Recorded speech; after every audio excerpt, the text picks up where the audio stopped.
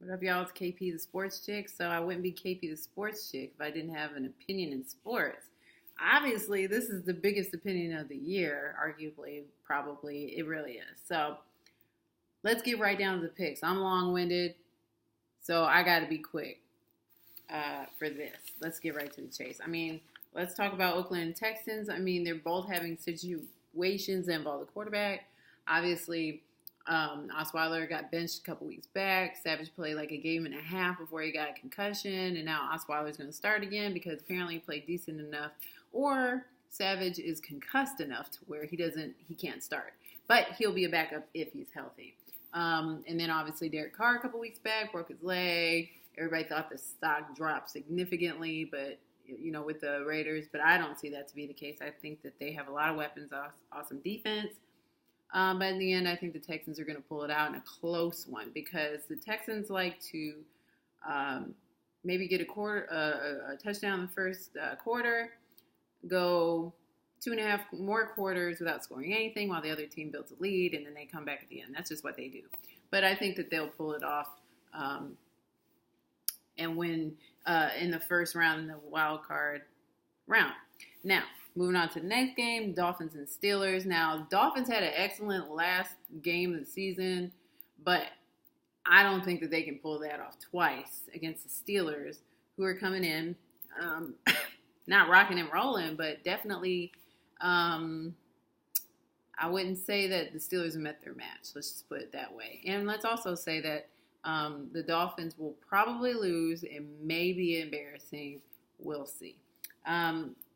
The Lions and the Seahawks, now, both of these teams are coming off of, bad ends to their season. Lions had a 3-game losing streak. Seahawks obviously had that terrible injury to Lockett.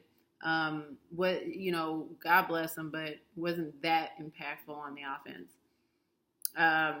And then some other minor injuries as well. But I say all that to say it didn't go so well. So,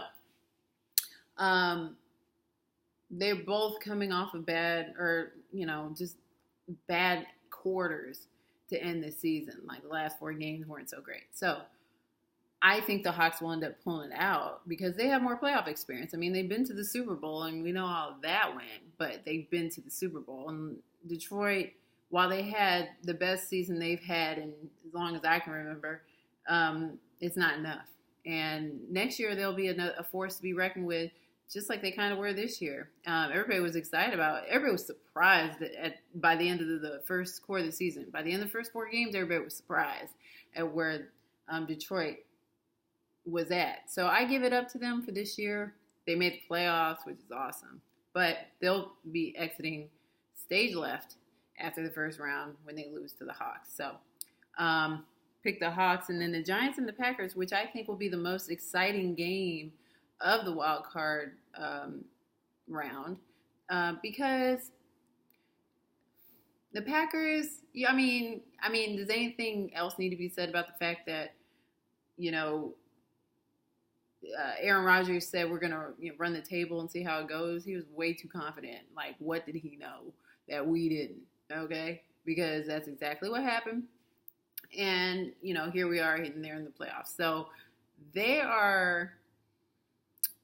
I would be nervous to play the Packers if I were the Giants. Also, at the same time, though, Eli has 2 rings, 1 more than Rodgers, and Eli is 36, but you also have OBJ, Cruz, and when Eli turns it on, he really turns it on, and he is scary. So it remains to be seen which Eli we're going to see this weekend, but if playoff/Super Bowl Eli comes out, then this is going to be probably the closest game. It's going to come down to the wire. It's probably going to come down to the last minute, and it's going to be super close. It's going to be a 1-possession game for sure.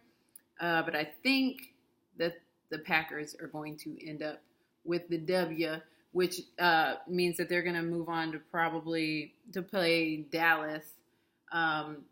So moving on to the divisional round, we'll start with the NFC this time with Dallas and the Packers.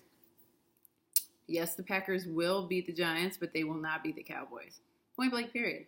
They'll have the only thing I'm worried about for the Cowboys is that they will have had a week off. Anytime basketball or football that you are taken out of your routine, it makes me nervous. And I think as a player, I would be nervous too. So that would be the only thing that concerns me if I was a Cowboys fan. But other than that, there's nothing. They all play for each other. They love playing for Dak. Romo came out looking excellent. They're in really good shape. So it's their game to lose. So I really don't have anything to say about the Pack. I mean, Aaron Rodgers will, like I said, beat the Giants. But if Dallas continues to play the way they've been playing all season, they're going to beat the Packers. Seattle's going to move on to play Atlanta. Atlanta is going to be one and done. They had that bye, but they're going to be one and done. Again, the Hawks have more experience and really good teams, which I guess I'll put the Hawks in that category, or Super Bowl teams that have made to the Super Bowl always have these resilient ways of finding the win. So I say that Seattle's experience is going to pull them off with the win. And then in the AFC, Texans are going to play New England. We've seen this before. Makes me nervous. Okay, so not much to say here. New England, Tom Brady, 2 interceptions on the whole season, 23 touchdowns, missed 4 games. So we know where that's going to go. And then, in case you don't get it, I picked New England.